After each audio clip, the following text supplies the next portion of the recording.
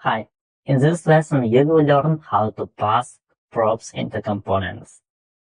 Array components use props to communicate with each other, and every parent component can share some data or some information with a child component by giving them props. Props are very similar to HTML attributes, but they allow to pass any JavaScript value like text, numbers, objects, arrays, or even functions. And I also want to remind you that all React components are functions, and it means you can also pass React component as a prop. So let's see how it works in practice. The first, we will move our product variable into application, into parent component to pass it as a prop. Let's cut it and open app.js file and pass it here. So now we need to share it with the product card component. Do you remember it's the syntax the same as the attribute, so we just specify the prop name we want to use. I will call it product and pass product variable here. And now we need to open product card component and read these props.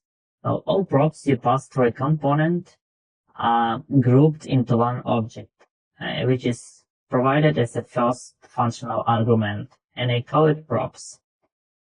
So, and to use product from props, we just need to type product.props.product, prop.product image stores, and access it. So as you see, it's easy. And it doesn't matter how many props you pass to component 1, 2, 5, 10 props, all of them will be grouped under one object, which you can call props. Okay, now we pass all the props. Let's open an application, refresh and check, and you see nothing changed. It means everything works. So, okay, that's fine. Do you remember I told you that you can pass React components as a props? So the time has come. There is a reserved prop children you can use for it. Okay, we will create a new component. It will be the product list component. We need to export it, and it will be a function with name product list. It will get some props inside, and we will return a JSX. So it will be the div container, and inside we will render props.children. So, .children. Okay, and now we need to back to our application, import this product list component, because we're gonna use it here. Product list component, and just wrap the product card into product list component. Everything you pass between component text will be a children you can use. Let's back to browser and check. You don't see changes, but we need to inspect the page. You can click your right mouse button and click inspect to see the page content, and you see there's our product card, and this is the product list. So it just wrap it as a div. So let's add few more product cards. I just duplicate it and back to the browser. And now we see the 3 elements rendered in the list.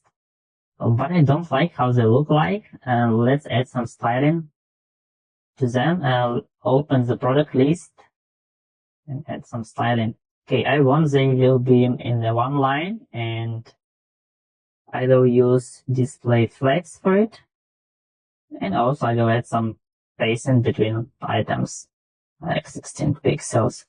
Okay, it looks better, but let's make them the cards wider. Okay, open the product card and add width 100%. So now it looks much nicer.